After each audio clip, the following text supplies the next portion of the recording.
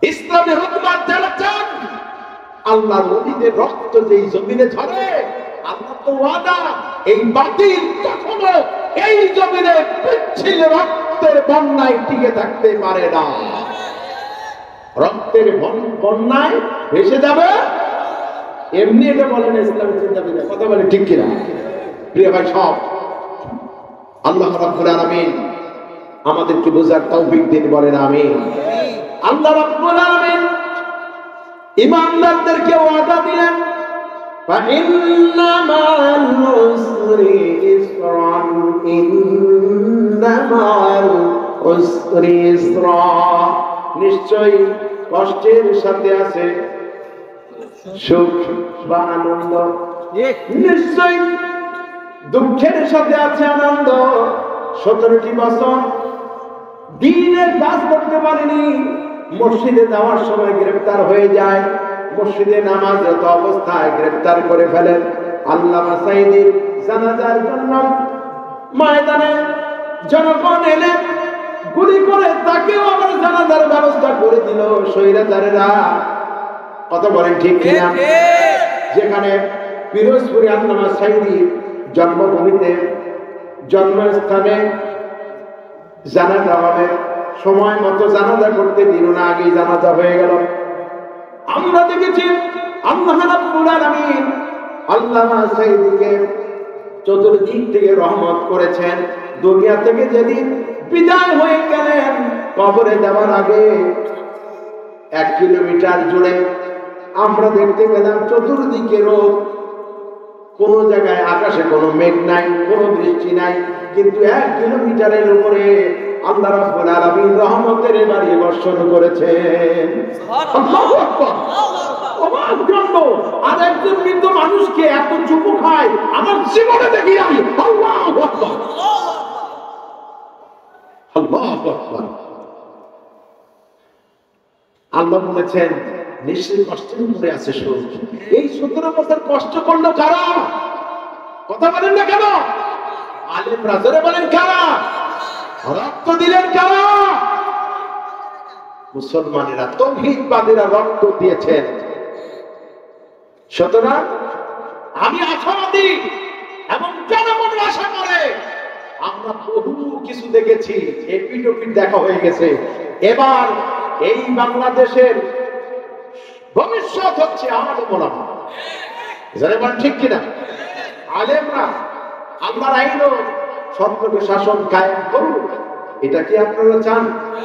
জোরে বলেন চান? কারা কারা চান? 2 হাত তুলে আল্লাহকে দেখান।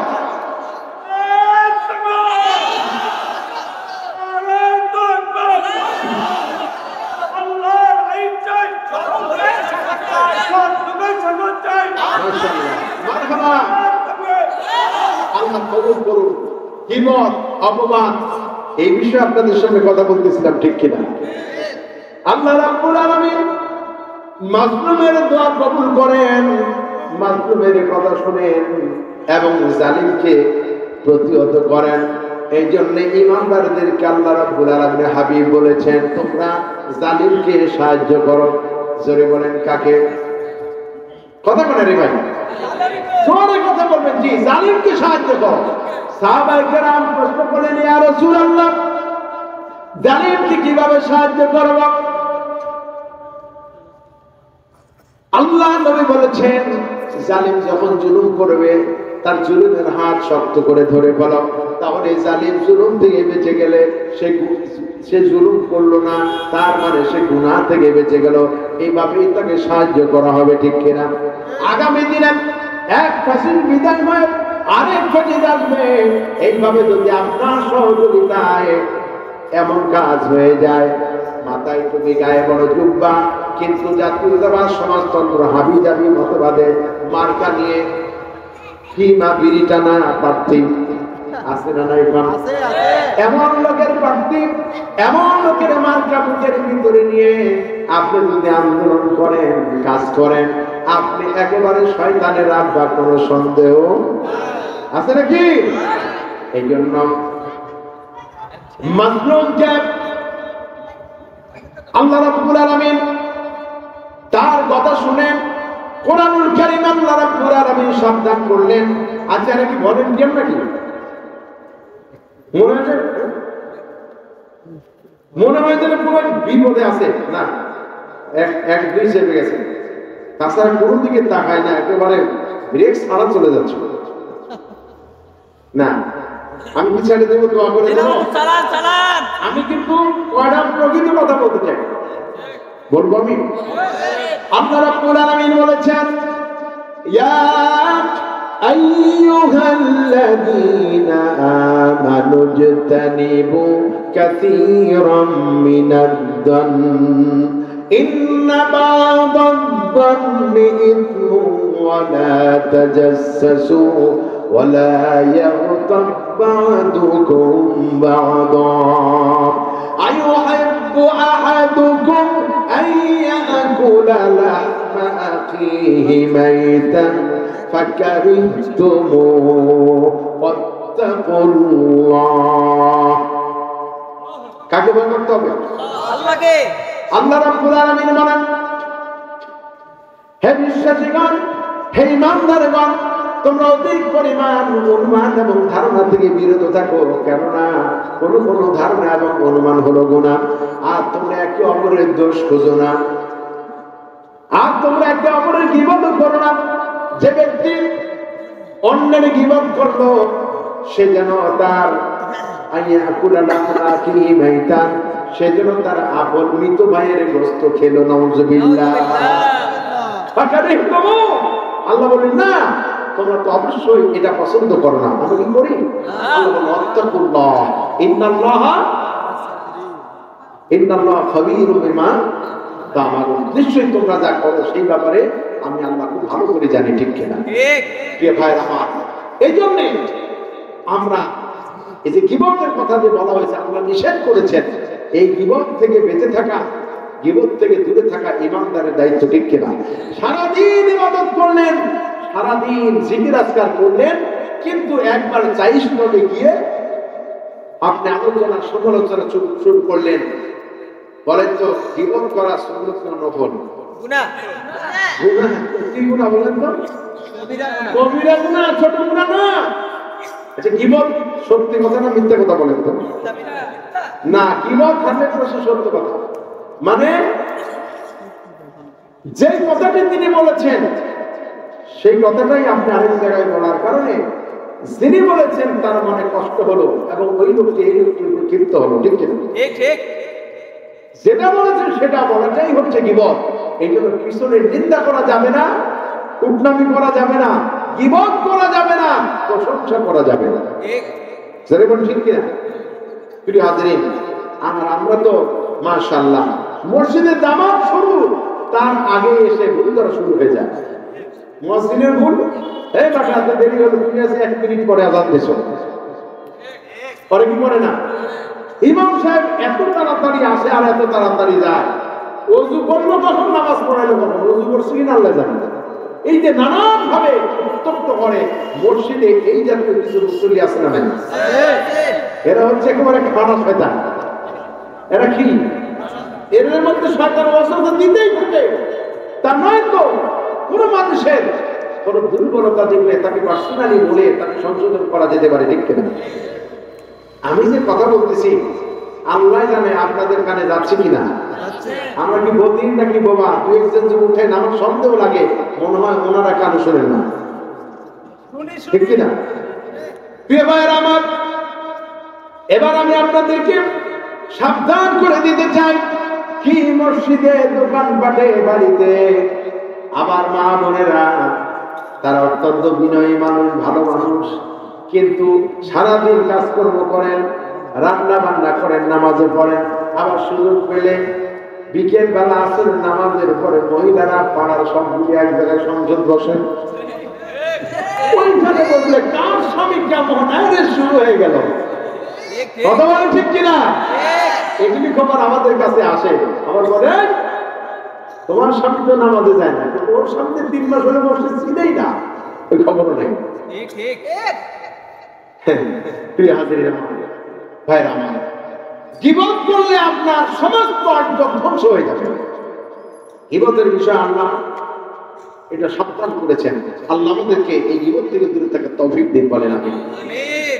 এবার নবীদের হাদিস থেকে শোনাবো কোন জিনিসের বিনিময়ে মানুষ জান্নাত লাভ করবে আর কোন কারণে মানুষ জাহান্নামে যাবে। হাদিস থেকে শোনাবো দুইটা কারণে জান্নাত পাবে, দুইটা কারণে জাহান্নামে যাবে হাদিসের ভাষায়। আর কোরআনের ভাষায় বহু কথা আছে জাহান্নামে যাওয়ার বহু কারণ, তবে চারটি কারণ আমি আপনাদেরকে বলে মোনাজাত করে দেব ইনশাআল্লাহ। কয়টা কথা? দুইটা কারণে জান্নাতে যাবে হাদিসের ভাষা, আর দুইটা কারণে, দুইটা জিনিসের কারণে জাহান্নামে যাবে। আর কোরআন থেকে বলবো চারটি কারণে জাহান্নামে যাবে। থাকবেন না চলে যাবেন? যদি আমরা কানে আপনাদের আওয়াজ শুনান, আশা করি ইমাম যদি থেকে থাকে আমরা থাকবেন। রাত্রি তো হয় না, রাত 1টা পর্যন্ত কালকে কথা বললাম, প্রচন্ড ঠান্ডা উত্তর অঞ্চলে। আপনার খুব কষ্ট হয়ে নাকি? আল্লাহ আমিন আমিন। প্রত্যেকটি কথা আপনাদের কাজে লাগতেই হবে। কোরআনের কথা, আমার কথা। হাদিস কি এমনি আল্লাহ রাসূল বলেছেন? না। বলেন আলহামদুলিল্লাহ। প্রিয় ভাইরা আমার কথা আমি শেষ করি আপনাদের সামনে। মেহরবানি করে আপনারা আমাকে সাহায্য করবেন, সহযোগিতা করবেন। আমরা যত উজ্জীবিত হবেন, যত গরম, আমি তত বেশি উজ্জীবিত হব। আমি অনুপ্রাণিত, আমি বলতে আগ্রহী হবো, আমাকে ভালো লাগবে। আর চুপ করে থাকেন, ভাববো তো শুনতে যাচ্ছেন, জোর করে শোনাচ্ছেন। তবে শয়তান তো অস্বস্থার দিকে কারণ জায়গা গেছে, ফাঁকা জায়গা ছিল, আপনাদের কষ্ট হবে কিনা তাই আমি এক জায়গায় বলি থাকেনই ভাবে শয়তান বিজয়ী হয় নাকি আমরা বিজয়ী হই, এটাই আমরা দেখবো আজকের সামনে। প্রিয় ভাইয়েরা আমার, এত পানি পড়ে কেন?